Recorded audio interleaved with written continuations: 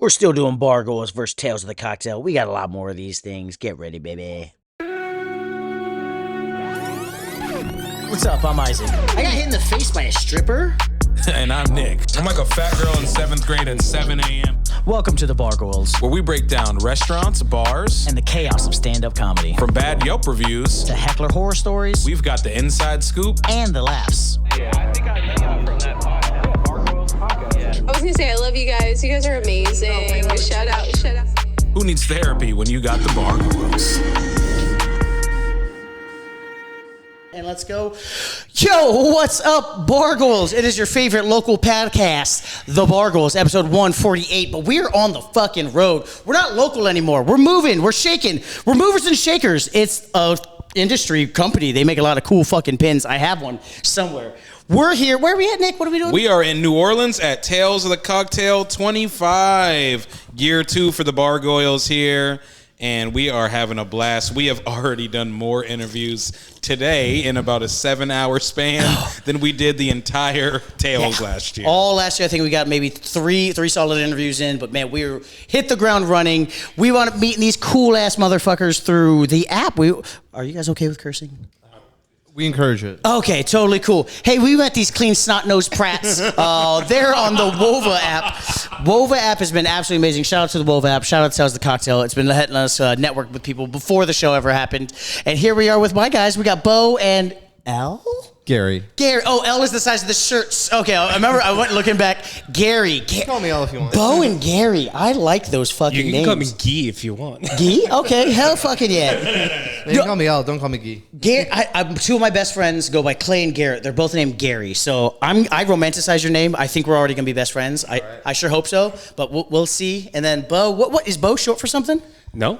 Oh, just nice. B-O, Okay. 2 letters, can't go wrong. Gotcha. I have an Uncle Bo down in Alabama. Is short for Robert. I was like, that doesn't make any sense. Because Bo's usually, down here in the South, Bo's short for like Beauregard, which is so pretentious. Beauregard. I think that's like Robert, Rob, Bob, Bo. I think that's how that train went. Oh, man, you make a lot more sense than me. That makes sense. So where are you boys coming from? Where are you guys out of? Because are you local to New Orleans or? No, so we're coming from Houston, Texas, but we're not from there originally. Okay, yeah. And so you're representing Apothecary Cocktail, yes. And what's this brand? What do we? I'd love to talk about it and explore it a bit. Sure. So Apothecary Cocktails is it's two things really. The main thing is it's a home bar in Houston, Texas. We also do happen to have a YouTube channel, but that's kind of an auxiliary part of what we do for the time being. It's a growing part, I'll say, but what we are first and foremost is a home bar. Okay. Oh, fuck yeah. So people can come to Apothecary there in Houston and just hang out, fucking drink, and be a home bar with you boys. Yes, but with Reservation the caveat, right? Because we need to know you. Okay, first, yes. right? I do like that, yeah. I mean, our slogan is if you know, you know. So if you don't know us, so if we haven't talked to you directly, you do not get invited. Okay, all right. And so how do people get to know you? Where can they follow you? What are your socials? Let's hit some plugs. Sure. Get the plugs out of the way. Sure. We are at Apothecary HTX. Okay. We also have Apothecary Cocktails. That's us on YouTube. That's the main way you're going to find out about us online, and some people do find out about us that way. Now it's going to be maybe through you guys.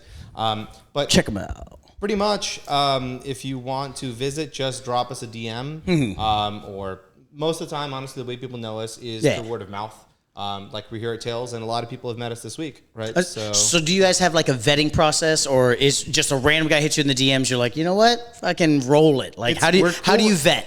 There's no vetting. It's not. No, it's on honestly anybody. I will say it's also. I mean, it's people who are chill. We're not really a dive bar. It's not your typical party. It's not like I'm cool with beer pong and parties, but it's not really like that. Yeah. It's more of a home craft cocktail bar. So when you show up, expect to just kind of sit, maybe chat a little bit, have some fun for sure. But it may take you a minute to get a drink, but it will be hopefully pretty damn good. Okay. But it's just not like a typical what you might think of as a home bar party kind of thing. So how did this concept come up between you guys? First, actually, how did you two meet each other? I'd love to know this little story. I'll let him talk about that. All right, so does he tell it better, or what? Are you like? I like to embellish sometimes. Okay, gotcha. So he's to the point. He's like, I found a piece of garbage on the road, and now I hang out with it. Okay, cool. That's pretty much how he's. And then Bo's like, I found love. Okay. No, so I was hired to fix it old high school's music program. Okay. So band director was kind of like a little bit struggling on what direction to go. He essentially hired me and said, fix it. Okay. So 2012 was my first year there. And then Gary visited because it's his alma mater. He was going to finish his senior year of college. You already finished high school at that point. Bro, I was about, if you just told the story, so I'm fixing this high school band program, and then I met this cool senior, and now we're best friends. No. I was like, hey, are we okay? Are we okay? Talk to me. Are we okay? What list are we on? Blink twice if you need to leave. We'll fucking Talk to you after this. okay. No, so but, he's finished senior year of college. Yeah, so I somehow didn't get fired. Okay. So in 2013, he came back as a volunteer, and we started hanging out pretty much almost every day, every week. Yeah. Especially during the marching band season. Marching band. Marching Okay, band, yeah. Very cool. And then he got into a master's program at Rice University, very high level university, of course, especially for masters, right? Oh, Master's, owls. doctor, it's like highest there. So he left around 2014, 15. I moved down to Houston in 2014, yeah. Yeah. Okay. So after that, we never stopped keeping in contact. So every time he comes to Jersey, we hang out. And then COVID happened. I had to change my career. It was more remote at that point. So I went from teaching to instructional design, business development. So my specialty was training, onboard training for people. So I was driving down all the East Coast, visiting all my friends, drove to Houston, visited this guy for some reason. And then they sold the consulting of the company. Oh, while you're on the road? Yes. Yeah. No. As soon as I arrived in Houston, the next day I was about to meet my clients, and they're like, "Oh, hey, by the way." Did you find it from the clients or from the company first? From the company. Okay. From the company's new owners. So, there you go. Okay. What ended up happening was I asked him, like, "Yo, can I just crash on your couch for like a month? Let me figure this out." And then his roommate moved out soon after. And then he asked me, "Yo, you want to move in?" And I moved in, and then now I am now a cocktail degenerate. It sounds like you're describing a very hostile takeover of an apartment. Like you just kind of showed up, and then you lost your job, and then the other guy's like, "I'm fucking getting out of here. I do not like being around this guy." See, it's funny you said that. I was thinking it sounds like a lesbian relationship right there. It's like they just met, they clicked, and now they live together, and they're getting married, and they have 2 poodles. No, not at all. Okay. Not at all. No, we've known each other a very long time. And for most of the time that we've known each other, we actually weren't hanging out. Just what I mean by that is that I moved down to Texas. So I mean, we might see each other when I would go home and visit. So we might hang out at like, Christmas. Of course, hang out. It's when you're back in town, you're hanging out. Oh, hey, I got a buddy. Let's go hang. Yeah, but this was totally different because it was just, I just thought, okay, he'll crash for a while. Yeah. But I think he saw the bar and was like, this is pretty cool, actually. Yeah. So maybe so you got him into the cocktails, the mixology, and all that? Yeah, so Bill can speak to it if he wants to, but he comes from a background of mostly Niski wheat. He used to drink a lot of Niski wheat, whiskey neat. Well, whiskey neat. Yeah, he's kind of he's got a lot of background with American whiskey, and actually I appreciate that because I don't. I know a lot of people start there. They have a lot of familiarity. Okay, so what was your jump off liquor? Depends. Outside of Jungle Juice, obviously, I get it. Yeah, Jungle Juice. No, so I'll tell you how this happened, and I think that'll maybe fill you in on the gaps a little bit. So, and I don't know which. I'm mostly looking at you, but I don't know which camera you want me looking at. No, look at the cameras, man. We don't care. Whatever feels more comfortable for you, man. Yeah. 100%. My I will ADD is respond to triggered. whoever asked the question. How about that? I'm just gonna look away so you can't look at me anymore. Yeah. Anyway, so what liquor choice did you start with? Again? No, let's talk about it. I'm watching the TV over here. There's some guy windsurfing. Yeah, of course. It's better than the Queen Latifah we had on earlier. It was a Queen Latifah marathon for the first 3 episodes. I don't know how the TV picks what it picks, but it went. Yeah, it's the AI overlords. So I'll tell you what happened. When I was a junior in undergrad, I did a semester studying abroad in South Korea. Oh shit! In Seoul. Yeah. And while I was there, I picked up a nighttime shift at a nightclub. Oh fuck! Yep. So I actually came in there as a DJ. That was my main thing. But on slow nights, they're like, "Dude, we're just gonna have an iTunes playlist on. Like, we don't need a DJ. We can't pay you. You got replaced with an iPod. Yeah, but if that's happening, or if someone else is DJing, like I wasn't their only guy, they're like, "Why don't you just hop behind the bar, learn how to make some drinks, and help us out there?" And I was that's like, awesome. I was like, "Yeah, sure." I had cool. never done anything like that before, but they're like, "Go learn how to make some gin tonics, rum cokes, and make some cash under the table." Sounds good to me. Under the tape, shout out Korea. And I really enjoyed it. Yeah. Obviously, working again in a nightclub, those drinks are it's pretty quick, right? You kind of spring out of a gun. Gun and go. But it was still fun to just start learning about the bottles. Like I had no idea about a lot of this stuff. I mean, of course, I'd tried things before, but I didn't really know about like, oh, it's the difference between this thing and this thing and this kind of bottle, that kind of bottle. Yeah, they put vodka and rum next to each other. 9 times out of 10, if you grab the wrong one, no one's gonna know. Yeah, no, in that environment, yeah, for sure. But what happened was when I came back to the States, and it was interesting because I've been in a very weird position where I'm one of a small number of people who've lost the legal ability to buy alcohol. Oh, okay. Because coming back to the U.S. because yep. I was 20 when I was over there, and over there the age is 19. So when I came back to the States for about 4 months, I could no longer buy alcohol legally. But as soon as I could, then oftentimes when we were hanging out with my friends, I would be picking out the booze now that I had some experience. And you're the 21-year-old who knows. You're like, guys, we don't want to go with this tequila. This is not a good tequila. Aren't you 20? No, I'm telling you, this is a better tequila. I promise you. I bartended at 19. I know what I'm fucking talking about. Yeah. My age is besides the point. Yes. Yes. Right. Big bottle. Oh, there's a handle. That makes it hold it easier. Okay. See, I got one up on you with the same. I moved to the United States at 17 from Japan. And so in Japan, we had beer vending machines. And I wasn't a degenerate who took advantage of it. I was a theater kid who was just like, you guys are getting beer, that's bad. Yeah. And then I came to the United States, I'm like, why is it so hard for you guys to get alcohol? Just go to the vending machines. They're like, the fuck are you talking about? A vending machine? I'm like, yeah, take a 500 yen coin, get 2 Odeons, and go to the beach. What are we talking about? Like, that's not a thing. I was like, yes, how is that not a thing? I think Asia's very cool with their drinking culture. How did you like Korea with their drinking culture out there? I think it's for some people it's definitely very excessive. Like I would just see when I would leave the club in the morning, oftentimes I would literally see just grown ass adults passed out on the street, just lying on the street. And that would work sometimes because it was warm when I first got there. I mean, as the months went on into the winter, you didn't see that as much, although you sometimes still would.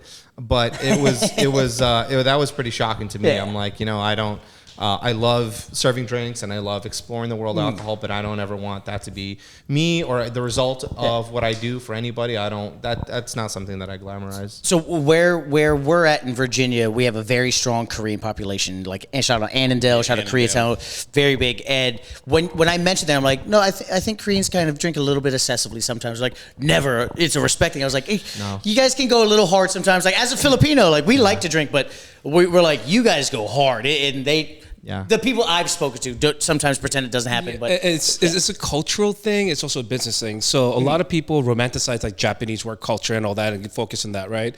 So Korean, as a Korean myself, I can actually confirm that it's very similar. Okay. If your boss, sometimes it's not necessarily your boss asking you to come out to drink. It's the juniors who's asking their seniors to come out and drink to show that respect. Oh man, that respect. Right? If they come out, you're like, oh, let me pour for you first. Obviously, yeah, that works. Yeah. And what ends up happening is the work culture in Asian countries in general tends to be a lot more intense than I think in the U.S. U.S. is 40 hours, right? I mean, we could compare about the European like vacation water. That's a whole different separate thing. Fuck Europe. I'm kidding. I don't know anything about Europe. No. But in Korea, like you're expected to work. Let's say 9 to 5, you're expected to work until about dinner time, and then you bring your juniors, your seniors, go to this. It's called a pocha, which is kind of like these people in like a random scan carts. Yeah. They drag the cart, they put the tent down, and it's your mobile drink there. Oh, that's okay. Very cool. Yeah, it's also, I mean, Korea has a lot of street food culture. It's what like in many cultures do, except kind of the U.S.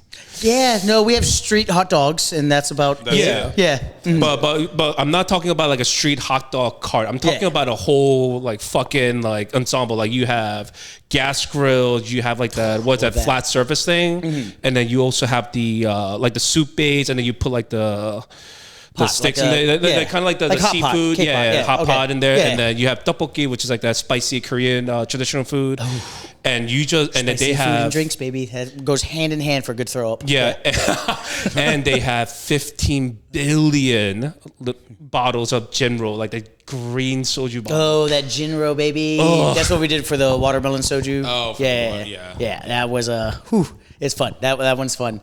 So it is funny to talk about that because in Japan they also have the same. It's I forget if it's the 2 a.m. bus or the 2 a.m. train or the 3 a.m. train.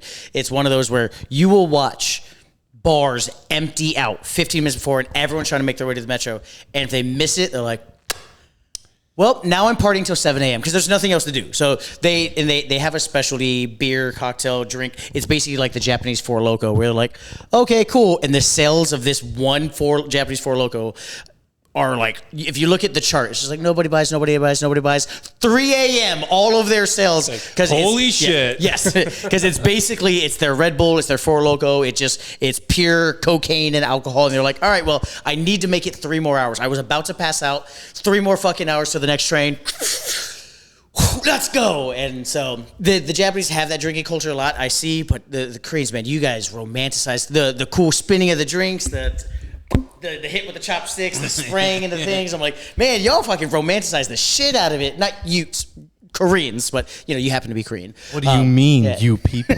Hey, man, I've been to Busan, been to Osan, been to Daegu. I think I flew into Seoul. No, I flew into Incheon, so I didn't really do much time in Seoul. But as someone who grew up Okinawa, like you would kind of hit all the other islands and all the other places. Korea was super cool. I fucking love Korea. So how did this concept? How did it I know you had kind of fell in love with the bar there as well. How did it start for you as like the concept, the idea that you're like, you know what? I got this dope ass home bar. I want to bring people to it. I'm not going to make it a public entity, but at the same time, I kind of am. Like, talk to me about that transition a little bit. Yeah, sure. So, well, kind of like I was saying, I ended up, when I came back to the States and a party with my friends in college, I'd end up just buying the booze. And then since I had some limited experience in the nightclub, and at that point when you're in college, like, no one's got any experience. People are just grabbing blue curacao, mixing it with orange juice, throwing vodka on top. Like, this is a drink. I saw Tipsy Bartender put out a recipe like that. So you mean all of his bartenders? Thank you, all man. of his videos. Yo, thank you, bro. Yeah, we're not pro Tipsy Bartender on this podcast. On record, fight me, bro. No. I think he's from New Orleans. We can find him. We can set that up. We can do it. We can cocktail off. Would he even show up to something like this? What's that? Would he even show up to anything like this? Man, we are so not on his radar. It would be nice. Yeah. It would be a compliment to us if you guys fought, honestly. I'm like, oh man, we're on the radar. We set up this massive fight. Celebrity boxing match. New Orleans versus Houston. Yeah. NOLA versus HTX. Let's fucking I'm going to have to really clean out my sink to go up against him, apparently, because that's his main vessel. You're going to need a lot of Malibu, bro. You're going to need a lot of Malibu, yeah. Malibu, Bukurasao, triple sec. That's like, right. Those that's are the right. same ones. Blue. That's Okay. the same thing. Right. Gotcha. Yeah, One's do your thing. Piece of schnapps. Okay, bro. Yeah, got it. Cool. Yeah, and see, those are the videos kids in college watch where they have absolutely no knowledge. Talk to me more about, like, you were the guy with knowledge, so, yeah. Yeah, so basically, like I said, I was just making some drinks because, people are hanging out, and I figured, like, well, I'm buying the stuff anyway. I might as well get better at it. And that's basically what it was. The other thing was I had a lot of curiosity in it. And it's very important to contextualize this. We're here talking about this in 2025 at Tales of the Cocktail 2025. Yes. We're surrounded by experts, yeah. We're surrounded by experts. And the thing is that also with the internet right now and just cocktail culture, just people going out to bars, it's very, very different right now from where it was we're talking about 2010, 2013 or so when I kind of got into it. And even earlier, but if you go back to like 2005, 2000, radically different environment. What's the problem is because we grew up in there. To us, it's like, oh, that was like 5 years ago, 10 years ago. Bro, that was 15, almost 20 years ago. Like, we got to realize we grew up. We all grew up. It's a good thing. Let's not, be afraid of it. So, the amount of cocktail culture that's grown up just based on our knowledge, but what people are mixing in clubs is absolutely crazy. And so, talk to me more about that transition into, okay, that was college days. When did that idea come to you as, the full-grown adult that you are? You're like, you know what? Fuck it. I'm gonna start Apothecary. Well, it never actually. It was very linear. I never kind of stopped. After I moved, like I said, that started in upstate New York where I went to school. When I came down to Houston, pretty much everywhere I lived, I had, like a lot of people, I just had a few bottles at home, right? Kind of started getting interested, reading about it a little bit, picking up my first books. Building my own little shelf like some people have at home, and lots of people have home bars, and that's awesome. And pretty much started there. And then what happened was honestly, friendship is a big part of it to me, and the other part is curiosity. Okay. I would go into a liquor store and have the same feeling that I think a lot of people have, or certainly had, which is like, why is there so much stuff in here?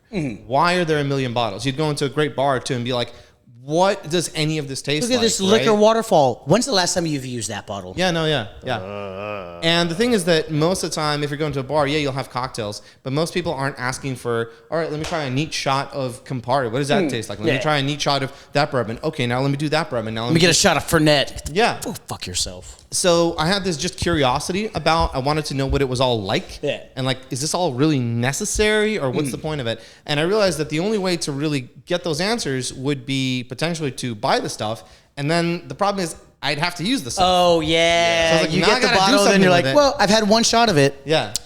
What do I do with What the do I rest of fucking it? do now? Yeah. Okay. So basically, well, number one, I just learned how do I use all this stuff? What do I do with it? And number two, I was not going to just like drink all of it myself. So I would use it for my friends. And so I basically became the guy. Friends or buying guinea pig? stuff. Friends or guinea pigs? Yes. Yes. Okay, gotcha. Yes. It's not a Venn diagram, it's a circle. Yeah, got it. I will have to say I give a lot of credit to my friends from back in the day in undergrad because I think nowadays friends or people who come over to our bar, I would say hopefully benefit and enjoy the cocktails. I don't think the people at that time were doing that. Okay, there I you think go. they were Yeah. suffering. The guinea pig gets to survive in the end. Yeah, They don't want, yeah, okay, gotcha. yeah, It's yeah. for science. Yeah. But anyway, I'm to the kind of guinea wrap, to put a bow on this, basically it's just very linear from there. I just started getting a little better and a little better and a little better and a little better and reading a little bit more and watching and listening every day and just refining and talking to people as much as I could. And then there came a point, I don't know if there was a specific point, but there kind of over time, over the past like 6-7 years, I kind of decided like, why don't I take this a little more seriously and try to really push and educate myself as much as possible on this? Yeah. When I kind of opened up the current location, by which I mean when I moved into my current abode, which was 4 years ago, I built the current bar that I have, which is by far the sort of biggest one that I've ever done. And then the other thing that really changed is I built my setup the first time. I always did this on my own. Yeah. For about 10 years, I did home bartending entirely on my own. Design, prep, cleanup, all of it. And then in 2021 or 22, for the very first time, one of my buddies who I went through grad school with also showed a big interest in that. And it's like, he's like, dude, let's do this together. Or maybe I persuaded him. I don't know who was more into it. But I built a 2-man setup, which is what I have now at the bar. Yeah. And that was the first time I did that. And that was a ton of fun because obviously doing something you enjoy next to Having someone who also yes. enjoys it was Find amazing. people that fan your flame. Yeah, it allowed me to also obviously double the output, right? To be faster at it, to do better things, to get more creative input on it. And then since then, I've had the great privilege of having 3 co-bartenders that I've kind of trained up. So I had, I don't know if I name drop. Just hey, the other two, you know who you are. I don't know Go if they fuck want yourselves. their names out there, but anyway. True, yeah. But I've had 3 wonderful co-bartenders. Bo is the third and longest running. And I will tell you that just having the feedback, when you're testing things, somebody telling you like, hang on, that's really good versus I don't think that's that good. Yeah. The prep, the cleanup, the research, the reach out. Like I wouldn't be actually sitting here talking to you guys without Bo because he's that connection. So Bo knows best. I kind of have a lot of ideas and I'm very kind of nitty gritty in the cocktails, but I wouldn't push as much and expand so much without his effort and his ideas too. Like we have business cards because of him. We have these shirts because of him. We have a lot of things that the YouTube channel, I wouldn't have the bandwidth to do it all myself, but I also wouldn't have, I think, the vision and the effort to do it all myself. So I owe him a lot for that. What's that old African proverb? If you want to go fast, go alone. But if you want to go far, bring your friends. Oh yeah. It's a beautiful thing. It's beautiful. It's great that you guys were able to find each other and kind of do that there. It's great because what Bo would be to me is what we would consider to be a bar friend, a friend of yours who's down for you to ride or die. We're hitting the bars. We're having a great time. Let's go to our bar. Let's create a cool scene. But there are a lot of people out there that aren't good bar friends. They're what we call bar enemies. And so what we're going to do is kind of go through some questions here and kind of determine what we think of you guys as whether you're bar friends or bar enemies. You guys down? Okay, let's do it. Totally cool. All right, cool. We're going to run through the gauntlet. It's going to ruin our friendship right now. Oh, no, we're not turning you guys against each other. We just want to turn you guys... It might not ruin your friendship. It might ruin our friendship. I don't even want to go to Houston. No, I want to go to Houston so bad, man. Question 1. How many shots of Malort on average now? Oh, man, we keep a bottle of Malort in our studio just in case, yeah. We got a couple It's Malort and Fernet are the two that if you mention we have the bottle, we're like, you got to do a shot. They're like, why? I was like, because you said it. You spoke its name into existence. Yep. We don't like the shots, but it's one of those, you said it, so you got to try it. But then I'll ask, what is a cocktail trend for you that you just feel needs to go away that's happening right now in the game? And it's open to both of you. That's interesting. I hadn't thought about that. Mm-hmm. Think about your answers for later. I'm not a huge fan of the porn star martini, personally. I mean, I obviously know, Matt. I know my stuff, but for the people at home who don't know, can you tell them what the porn star martini is? Because I know. To be fair, I'm doing this just to give you an answer. I think if I thought about it more, I'd probably come up with something I actually, feel. The porn star martini is totally fine. It's a quirky sort of concept. The porn star martini is a 2-part drink. It's a shot and a chaser. It's a shot of passion fruit and vanilla. Okay. Kind of unorthodox combination. You can add booze to that or not, but those are the key flavors to it. And then it's served with a glass of champagne. Okay. That's the setup for the porn star martini. Now, it's almost like a deconstructed fancy Bellini. You get the champagne, but instead of peach, it's more passion fruit. Passion fruit, vanilla, yeah. Now, I will say that I actually like this, and this is something I actually do like. There's a lot of questionable drinks, let's say that, good, bad, that serve as a jumping off platform. And a lot of bartenders love to do this. It's not just me, but something that we all love doing is taking a crappy concept or a weird concept and improving on it. And I've seen porn star Okay. martini riffs that are in a single glass. Okay. But they take those flavors and they play with them in an interesting way that actually is like balanced with better ingredients. And so I think that part is cool. So yeah, I don't know if you've got one. I would say more in the like menu setup when they're just being so pretentious about the description of like, oh, we milked this cow in like 15,000 elevation in Kenya or something. We did a sheep's milk fat wash of an aperitif. Well, to be fair, I think those are like, but those ones, I think like if it's milk wash and all that, and then you actually describe what milk washing is just to educate, that's fine. But there's a couple of bars, not to name drop anything, but there are a couple of bars who Nobu in Houston.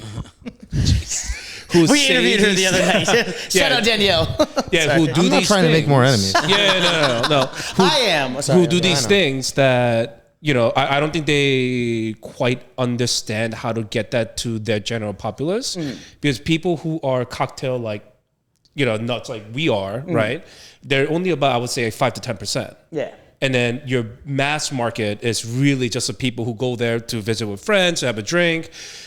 They don't really need a 30-minute lecture on like why whole fat milk from a goat is better than cheese or something, right? So I think that's just one thing that needs to helps go it away. bind a little bit better when you're watching. Hey man, I came for a drink. Like if people want to know, great. If people don't want to know, leave them alone. Yeah, I was like, I just want some Mott sticks and some Jameson. Nothing crazy. Jameson triple cast though. It's really good. Okay. It's good one. Triple cast. Okay, all right. I will ask here. So, Bo, someone says, surprise me. What is your go-to cocktail? Let's be surprised together. I'll just throw something. No, to be fair. Well, I mean, that's kind of like me in most cases because I only got into the game really recently. So, when Gary essentially trained me up from ground zero to everything else. So all the drinks that we make is literally what I know from our program. Gotcha. Okay. So then, let me adjust the question then. What is the first drink you made where you were like, Gary's going to like this one? I did Gary proud. I have one drink on our menu. It's called the Ferrero Rocher because I love really decadent sweet dessert stuff. Okay. So I wanted to turn the Ferrero Rocher as a drink. Took me about 4 weeks, but at the end, he's like, you know what? On the menu, so I was just like, sweet. Oh, there we go. Fucking shout out. Did you want to? Is it a secret? You don't want to tell what it is? I mean, I can tell you what it is. I don't actually remember what's in it. So we have a whole recipe book. But essentially, what I do is I take Nutella and then I put it to like 4 parts Nutella, 1 part water, and 1 part Frangelico. Okay. And then just Leave the numbers out. Yeah. Just say the ingredients. Just say the ingredients. All right. That's all I'll say. That's all I'll say on that one. But it's like we wound up making a Nutella syrup, and then we mix a couple of other things like shrimp waffle, Frangelico, a little bit more reinforcement. Okay. Yeah. It's sometimes the main alcohol will change depending on if I want milk chocolate or dark chocolate. Very so cool. that's kind of like where I go with that with the bitters as well. Yeah. So if I want to do a milk chocolate version, I'll use one couple of things. If I want to go dark chocolate, I'll use something else. So it's one of these cocktails you kind of adjust towards the person where you're like, oh, you know what?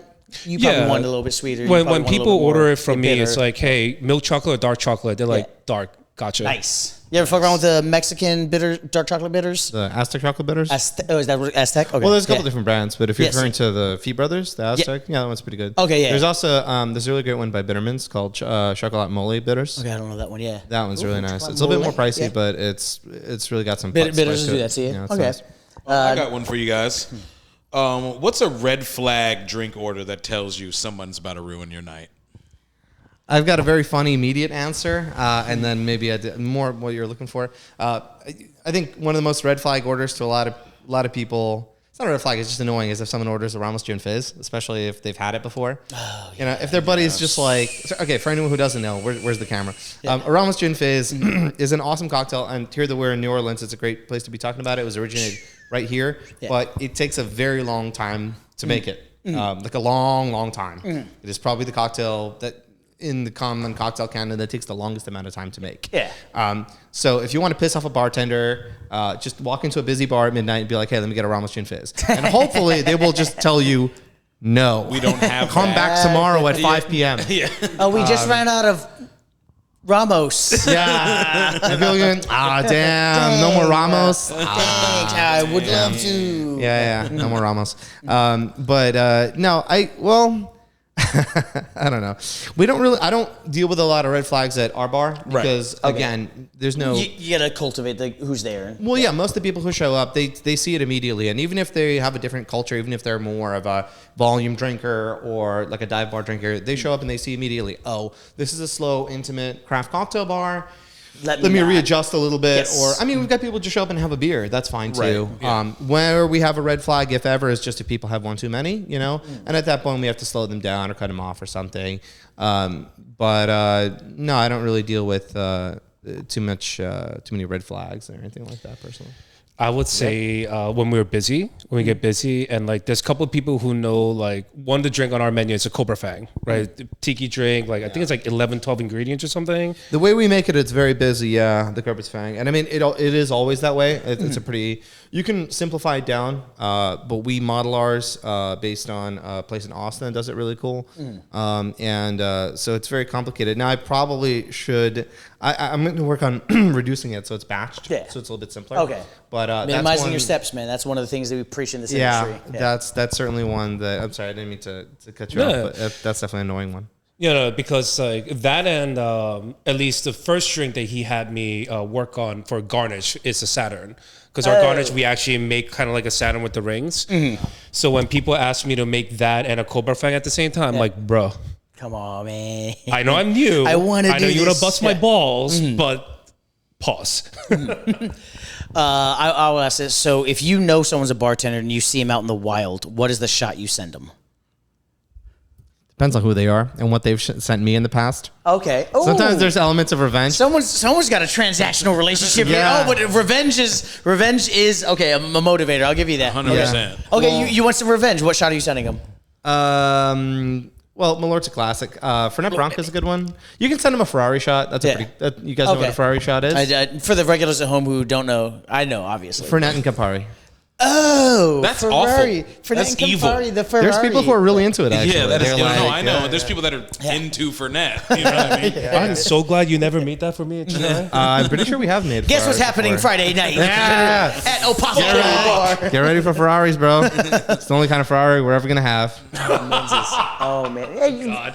It's gonna take, guys. Come on, we were gonna be dreaming more of that. The Lego makes a Ferrari. You can buy, GTA 6 is coming out next year. GTA 6 is coming out soon. What I mean? Or in 10 years or whenever. You can buy the Hot Wheels one and just keep it behind the bar. You never know. Yeah. What about you guys? Oh, I mean, yeah. Are we allowed to ask you questions, or is that not a thing? I'm a garbage person. I'll send somebody Rumple Mints immediately. Oh God, that's evil. Rumple Mints because at our bars they're not carrying Malort. Yeah. So because we're not in the Midwest, right? Like we just have Malort at our show because we went and found it for an episode. But probably like if it's a revenge Rumple Mints, or not even revenge, if it's like someone who is just like, all right, this person's annoying, and I'll send them Rumple Mints. It's one of those where they're like, hey, what do you want? I don't care, whatever. Rumple Mints. Learn your lesson. But if it's someone I like, I'm probably gonna make it. Do like a cinema green tea shot, whatever. Most bartenders don't care about making green teas. It's super easy. Yeah. Just cinema green tea, you know. I fucks with that. Okay. Yeah. You got one more, or how you feeling? Are you ready to vote?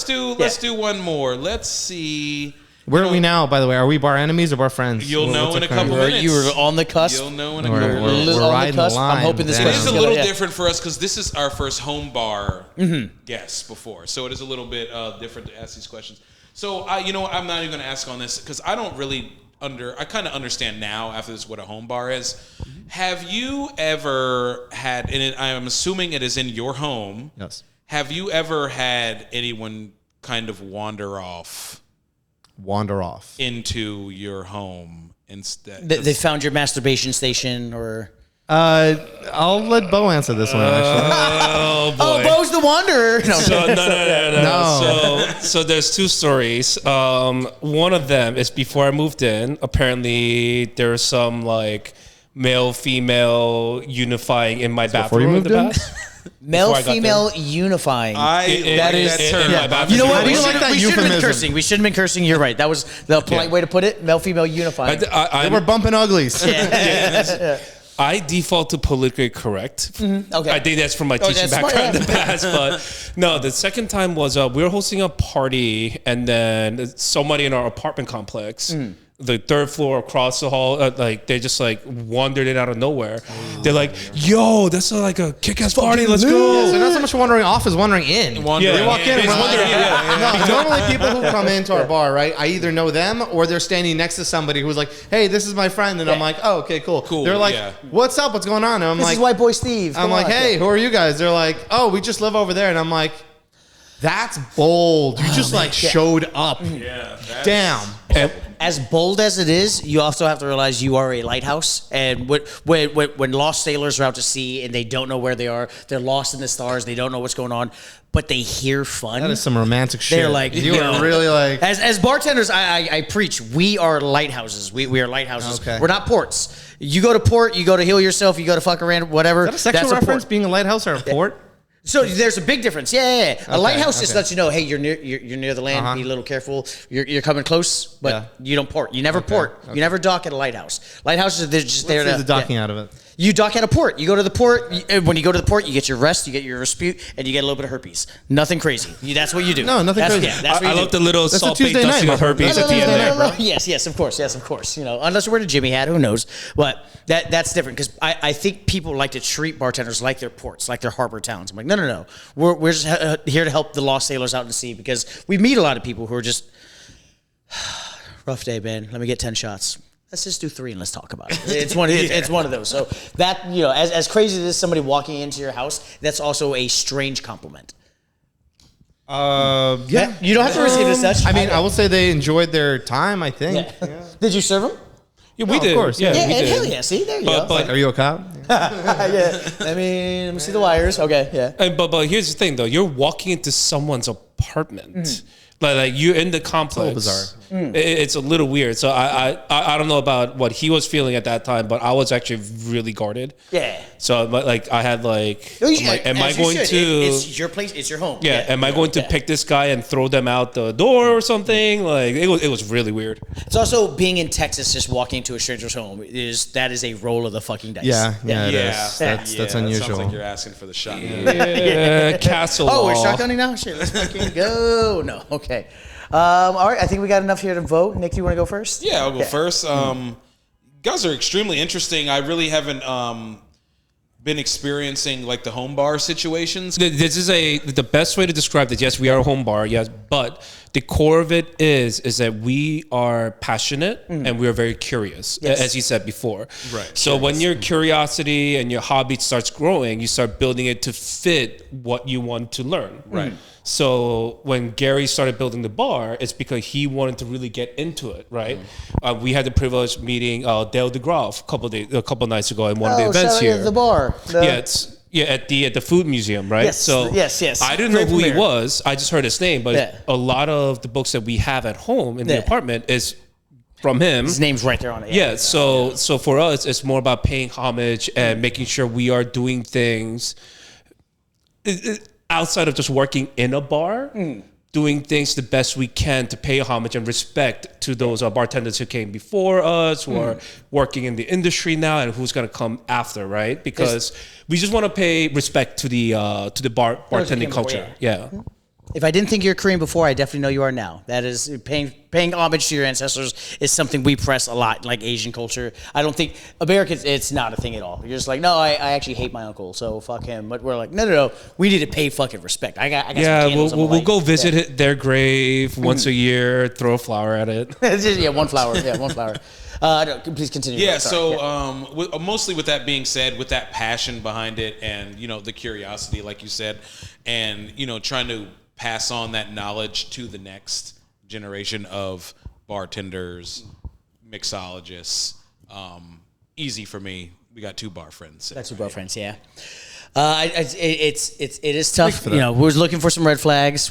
Our job is to kind of like peel back the layers of the onion and find the disgusting underneath. But like you guys have been such great with your answers. I love the fact that the moment I mentioned profit, not one but both of you like literally stood up like no, that's not what we're doing this for. And then you using the word specifically curious. I love that so much about I don't watch Ted Lasso when he talks about be curious, but I've heard it so much echoed throughout society. It's now part of like kind of the lexicon of the last few years where I'm like, yeah, we should be more curious. And in this industry, it's curiosity is what leads to those uncomfortable questions and uncomfortable conversations that help us both grow as people. And I love what you guys are doing. If we're ever in Houston, I know one thing we're going to do is we're not going to go to Nobu, Daniel. We're going to go and we'll check out Apothecary Bar. Yeah, I think it's unanimous across the board. What's that? I said you're certainly welcome. Yeah, Can't wait. Yeah. Well, how would we do that? So if I happen to be in Houston, one more time for the people at home to wrap it out, how do they reach out to you? At Apothecary HTX on Instagram. HTX means Houston, Texas, guys. I learned that recently. I'm numb. Me too. I just learned that right now, so we're good. Oh, there you go. Fucking hell yeah. See, there we go. Here, I got the shirts for you boys. We got the Oh, wow. Awesome. Boom. Which one? Oh, man. We are now official Bargoyles. Yes, you guys are official Look at Bargoyles. that. I appreciate you guys so fucking much. We will see you guys not next week. These episodes are coming out a lot faster. We're doing a little bit shorter episodes. But when this is out, give a shout, give them a follow, let them know the Bargoyles sent you. Hey, and start a home bar of your own. What? Start a home bar of your own? Start a home bar of your own? I don't know. You put your hand up like that. I thought you were like saying... No, I was getting ready to say peace. Peace!